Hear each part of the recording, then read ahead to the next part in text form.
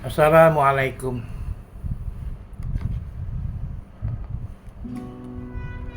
Ini cuma sedikit berpikir dimensional. Coba pikir, kita seumur hidup bekerja setengah mati, mencari uang pada akhirnya hanya untuk mengumpulkan apa? Nah, yang pasti jawabnya adalah ngumpulin kotoran di dalam perut. Tidak percaya? Mau bukti? Kita bekerja di dunia untuk meneruskan hidup, bukan? Sebagian yang kita miliki kita jadikan untuk rumah, untuk makan dan lain-lain.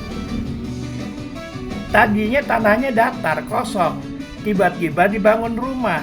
Artinya yang tadi tiada, kini kita telah membangun kotoran di atas tanah yang datar dan kosong.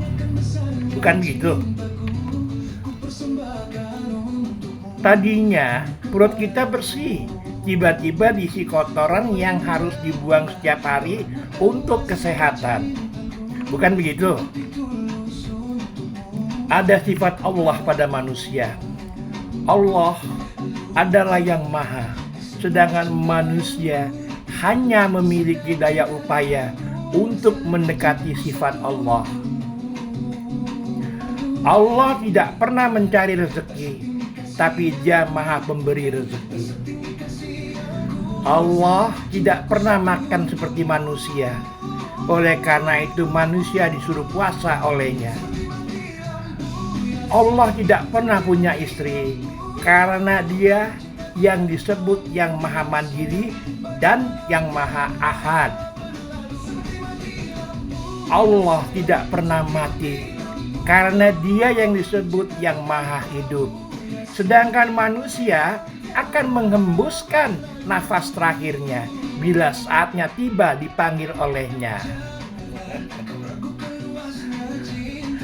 Sebenarnya manusia berada di dunia, apa yang dicari di dalam seluruh hidupnya?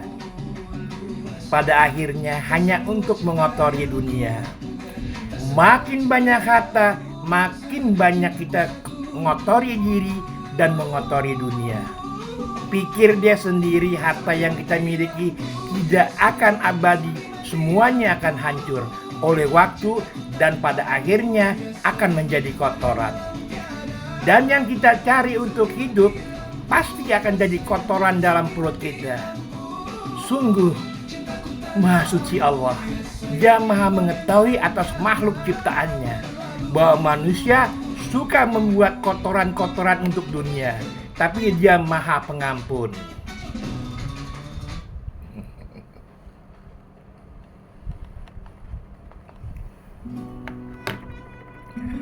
Sebelum saya tutup, saya ingin bercerita dalam bentuk prosa, dalam buayan.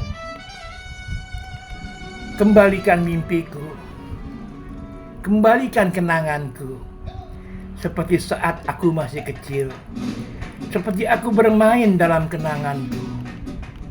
Senda gurau, tawa dan tangis, khayalan dan cita-cita, tapi semua sudah terasa sangat jauh.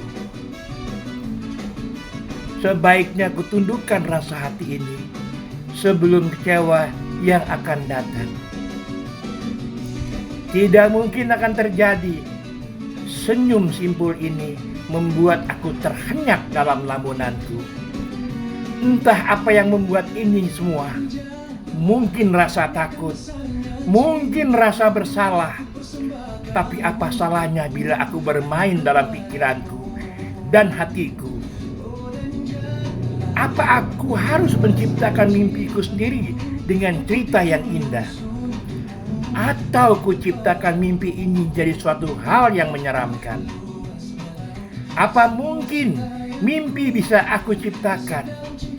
Bila itu dapat, mimpi indah atau mimpi menyeramkan, keduanya sudah tidak ada artinya lagi bagiku. Mimpi tetap mimpi, dan bila ini hanya mimpi, sekedar buayan tidur dan hayalku, ya Allah, jadikan mimpiku untuk semangat hidupku. Tanpa mimpi, mungkin aku tidak memiliki keinginan. Mimpi yang membuat aku hidup.